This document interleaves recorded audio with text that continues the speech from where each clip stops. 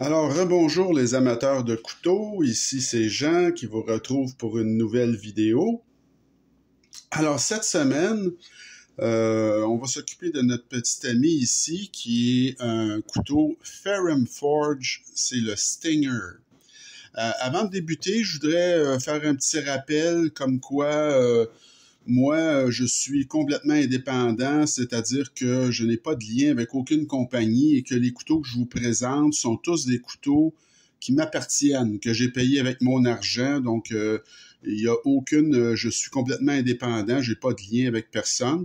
Pour moi, c'est un hobby là, de faire ce que je fais là, de collectionner les couteaux, c'est mon hobby. Puis la chaîne, finalement, la chaîne YouTube, c'est pour aider les amateurs de couteaux comme vous à s'y retrouver un peu, hein, parce qu'il y a tellement d'offres qu'on ne sait plus trop à un moment donné où donner de la tête. Alors, c'est pour vous éviter là, de peut-être faire de mauvais achats ou en tout cas vous donner une impression, une idée, mon idée sur la valeur de certaines lames.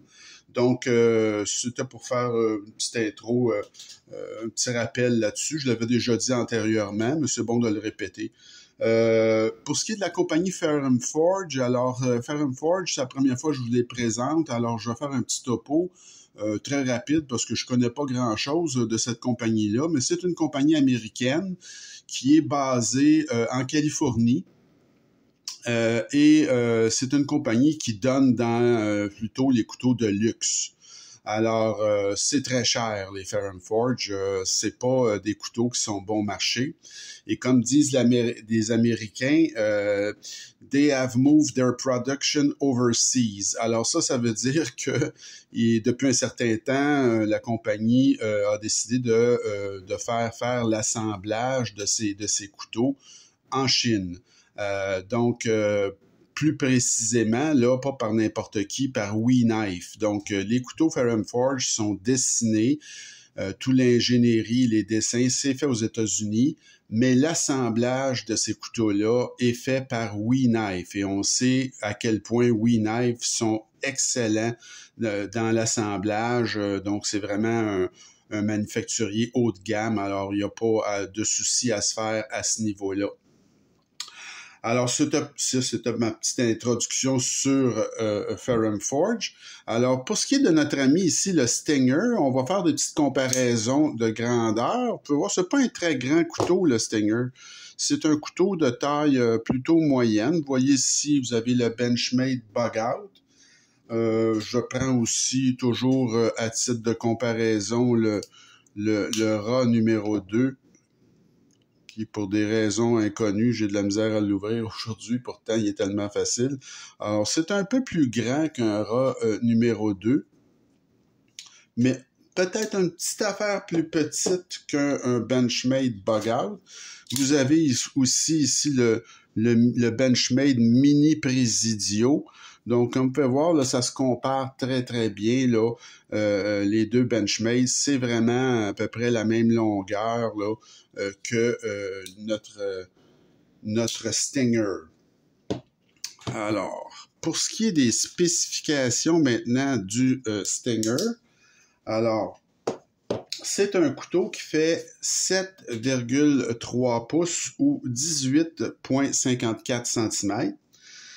La longueur de lame, c'est 3,2 pouces ou 8,1 cm. Le poids, écoutez, 2,50, 71 grammes. Ouais, en tout cas, ça, on va y revenir. Là, c'est vraiment exceptionnel. L'acier, c'est du Nitro V. Le roulement est à bille.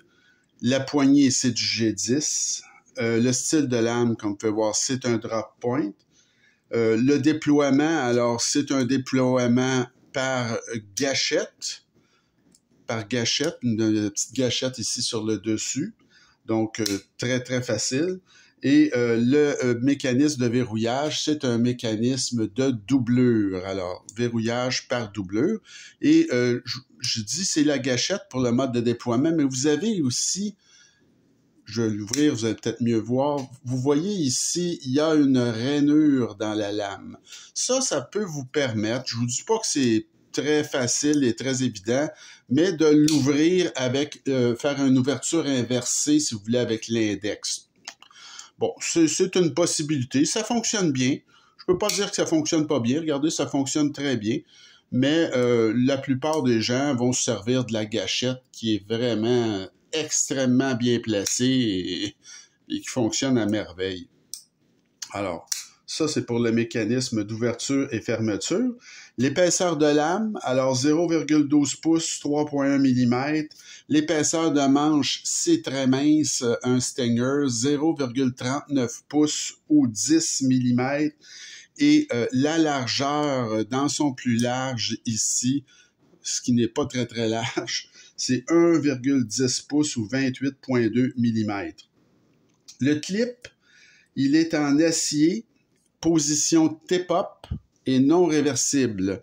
Et c'est un clip qui vous propose un port tout à fait profond. Alors vraiment, là, on voit rien ou presque rien du couteau quand il est en poche. Donc, très, très, très discret, notre Stinger. Et c'est un des aspects de ce couteau-là. C'est vraiment un couteau passe-partout, là.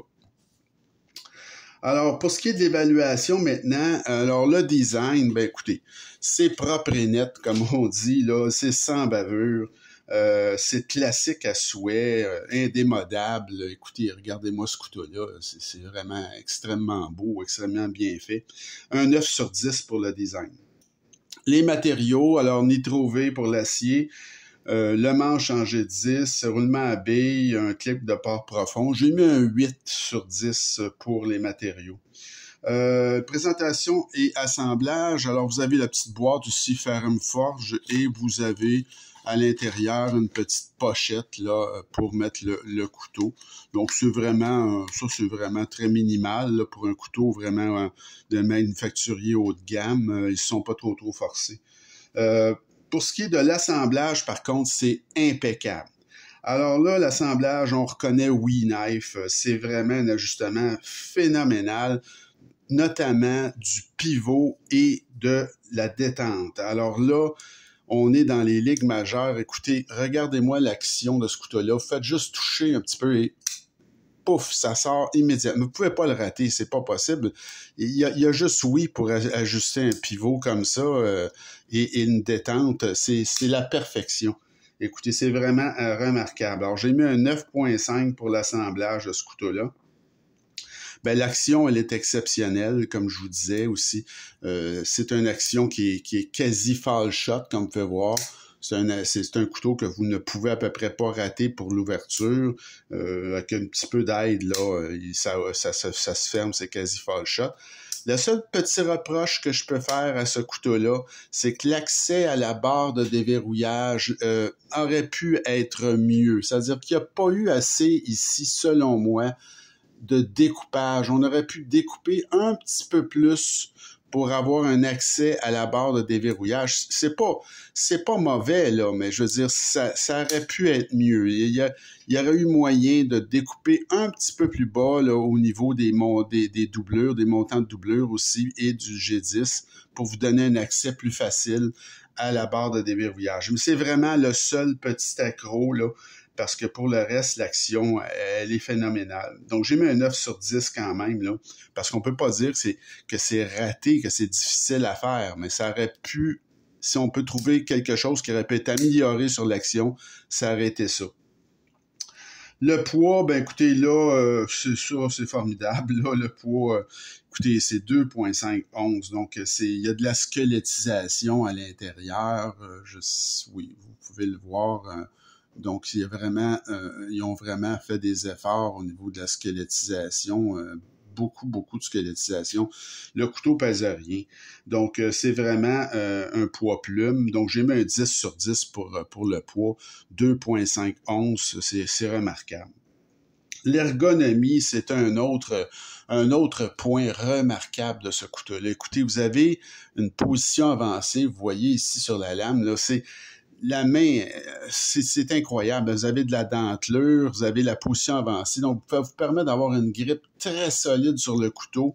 Si vous voulez pas vous servir de la position avancée, vous avez quand même la possibilité de vous avoir une bonne grippe avec direct sur le manche avec les 4 doigts, même avec mes grosses mains. Mais la position avancée, elle est confortable, c'est incroyable. Il n'y a pas de hotspot. Écoutez, c'est vraiment là un couteau qui vous permet d'avoir une prise en main là, qui est des plus agréables. Alors, j'ai mis un 9 sur 10 là, pour l'ergonomie. L'aspect général, alors moi, je trouve que c'est superbe. C'est un EDC, là, un petit couteau de transport quotidien parfait, ce couteau-là. La finition est impeccable, comme je vous dis, de WeKnife.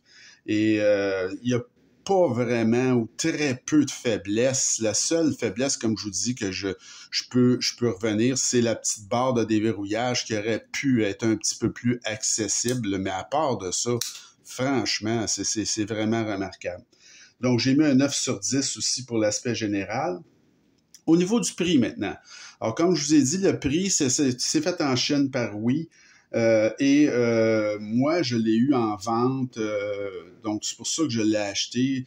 J'ai payé 115 $. Parce que normalement, des Ferrum Forge, là, écoutez, moi, je n'avais jamais vu de Ferrum Forge à ce prix-là. C'était tout le temps 160 pour des petits Archbishop ou des couteaux de cette grosseur-là ou plus gros avec un manche en titane, c'était des 400-500 $. Donc, moi, je suis sûr que je n'étais pas pour payer ce prix-là. Et même à 160, je vous dirais que je l'avais vu celui-là et je l'achetais pas parce que je trouvais que c'était un peu cher pour un couteau qui a un manche en G10. Bon. Mais là, avec la vente qu'il y a eu à 115, ben, je me suis dit, là, à 115, ça vaut la peine. Là. Donc, je l'ai acheté parce que je n'avais pas de Ferrum Forge dans ma collection et je trouvais que c'était un bel ajout. Donc, j'ai mis un 8.5 sur 10 pour le prix parce que je fais toujours mon évaluation avec le prix que moi j'ai payé. La valeur, ben, elle est excellente, hein, parce qu'il y a peu de couteaux Ferrum Forge à ce prix-là, comme je vous dis là. Donc, c'est plus cher, un Ferrum Forge, et ça fait très belle figure dans la collection. Donc, j'ai mis un 9 sur 10 pour la valeur de ce couteau-là. La note totale, c'est 9. Donc, c'est 9 sur 10. Donc, ça le classe dans les exceptionnels, tout juste dans les exceptionnels, ce qui est quand même quelque chose d'intéressant. Alors, même si c'est un couteau qui a une allure traditionnelle, c'est vraiment un couteau d'un très grand chic, là. Ça restera probablement mon seul Ferrum Forge là, dans ma collection parce que, comme je vous dis, les autres modèles, les Archbishop et tout ça, là, de bonne taille, sont beaucoup trop chers.